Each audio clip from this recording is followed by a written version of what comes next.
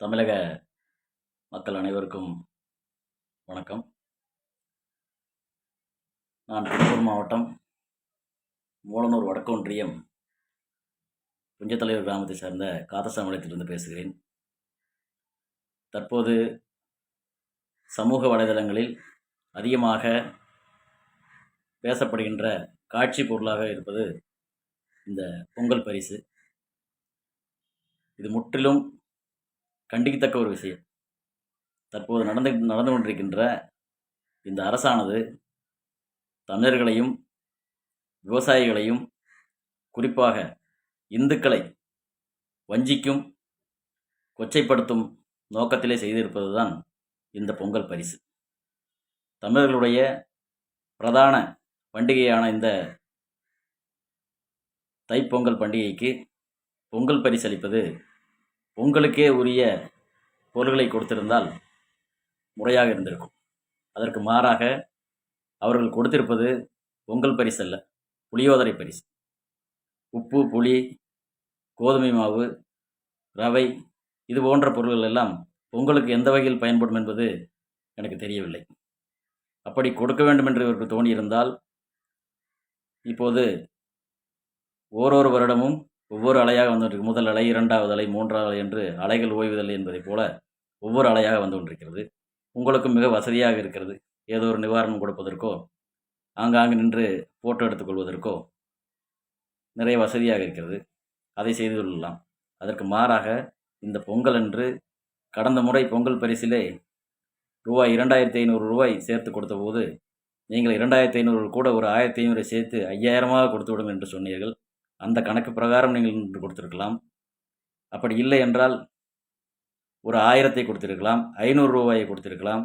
வேண்டாம், முதலில் கொடுத்து வந்தது போல, வழக்கமாக கொடுத்து வந்தது போல வேட்டி சேலை ஒரு 100 சேர்த்து கொடுத்திருந்தாலே மக்கள் சந்தோஷப்பட்டிருப்பார்கள்.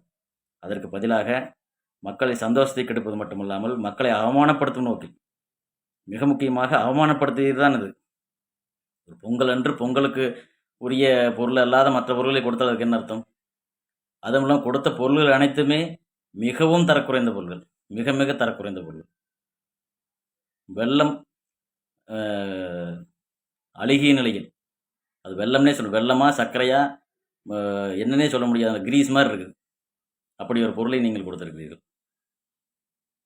தமிழக மக்கள் அனைவரும் கனவில் கூட இப்படி ஒரு அரசனை அரியணையில் ஏற்றக்கூடாது என்று சிந்தித்து வருத்தப்பட்டு கொண்டிருக்கிறார்கள். அப்படி ஒரு சூழல் நடந்து கொண்டிருக்கிறது. நீங்கள் கடந்த முறை கூறியது போல நகைக்கடன் தள்ளுபடி, 5 பவுன் நகை உடனடியாக கொண்டு சென்று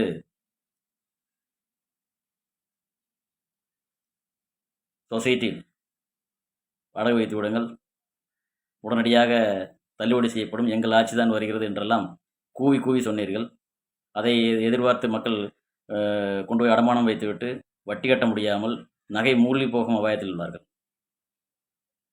அடுத்ததாக மகளிர் சுயதொழில் கடன்கள் என்று சொன்னீர்கள், அதுவும் காணவில்லை. கல்வி கடன் தள்ளுபடி என்று சொன்னீர்கள், அதுவும் காணவில்லை. சிலிண்டருக்கு 100 குறைக்கிறேன், 200 குறைக்கும் என்று சொன்னீர்கள், அதுவும் இல்லை.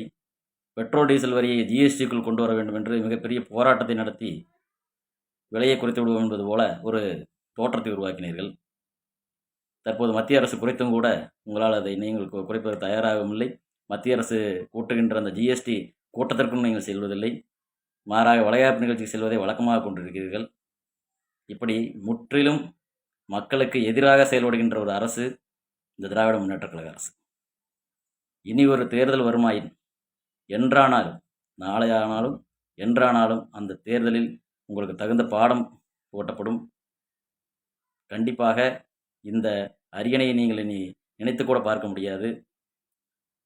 பொதுவாக நீங்கள் எப்போதுமே இந்த இந்துக்களுக்கு எதிராக செயல்படுத்துகின்ற செயல்கள் அனைத்தும் உங்களுடைய இந்த அரியணை ஏற்றத்தை மறந்துவிட வேண்டும் என்பதற்கு மிக உதாரணமாக இந்த வேலை செய்திருக்கிறீர்கள். இந்த பொங்கல் பண்டிகைக்கு தமிழர்களையும் விவசாயிகளையும் குறிப்பாக இந்துக்களையும் நீங்கள் வஞ்சித்து விட்டீர்கள் என்பதில் எந்த விதமான மாற்று கருத்துமில்லை என்பதை இந்த நேரத்தில் தெரிவித்துக் கொள்ள ஆசைப்படுகிறேன். நன்றி, வணக்கம்.